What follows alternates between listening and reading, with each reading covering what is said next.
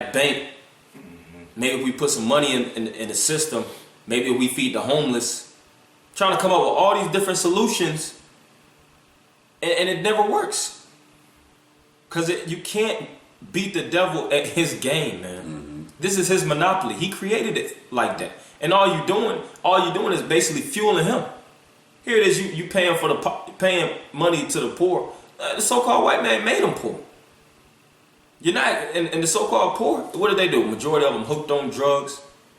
Majority of them going to take the money that you get, and then they're not going to utilize it wisely because they don't have the wisdom. Mm-hmm. This whole world just has to be reset, man. You got to hit a quick reset button on this whole world. It ain't no way that you could change it. It's too filthy.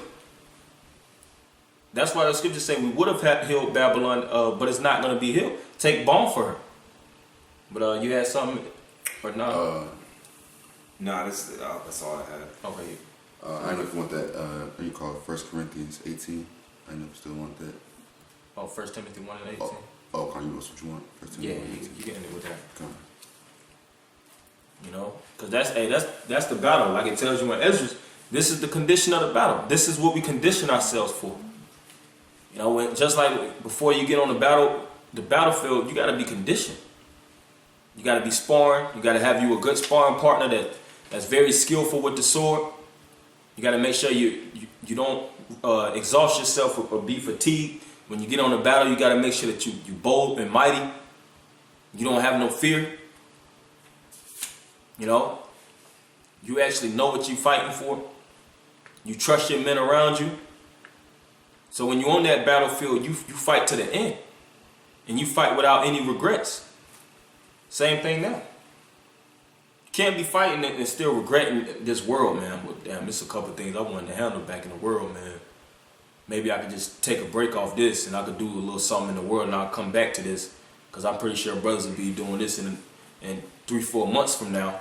So I could just go to college and I'll do a little something. And I'll just get back with brothers, you know. I'll just repent to the Lord and come back. Nah, man. It don't work like that. If you're on the battlefield, man, you keep trucking, man. You keep fighting. Hey, if you run out of bullets, you better reload. You better reload that goddamn gun, man. You don't throw the gun on the ground when you run out of bullets. Hey, you find bullets. You know?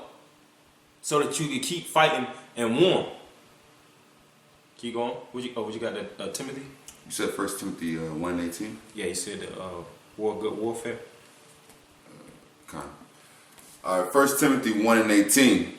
This charge I commit unto thee, son Timothy, according to the prophecies which went before on thee, that thou by them mightest war a good warfare. See that?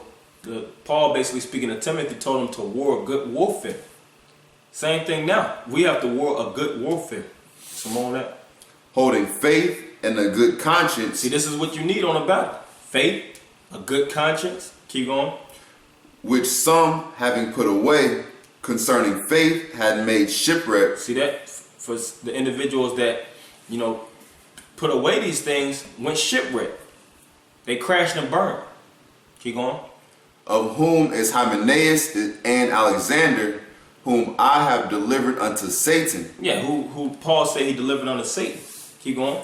That they may learn not to blaspheme. That they may learn not to blaspheme. So he eschewed them away. Because they wasn't ready for the battle. They partook in drinking of the devil's cup. And Paul speaks about a lot of individuals that war for a time.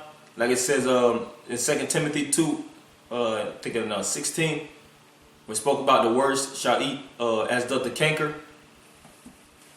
You know, and it speaks about certain individuals.